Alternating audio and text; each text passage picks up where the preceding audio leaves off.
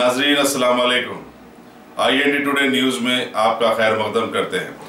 आइए देखते हैं ये तफसीलात।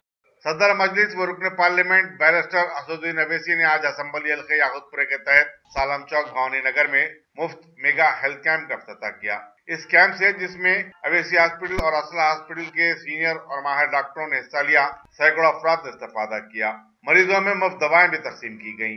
मजलिस की तरफ से हालिया दिनों में मुनज़्ज़म करदा ये तीसरा मेगा हेल्थ कैंप था। साबिक फ्लोर लीडर अकबरुद्दीन अवैसी और मोतमद उमूमी मजलिस इत्तेहादुल मुस्लिमीन अहमद पाशा काजी और दूसरे भी इस मौके पर मौजूद थे।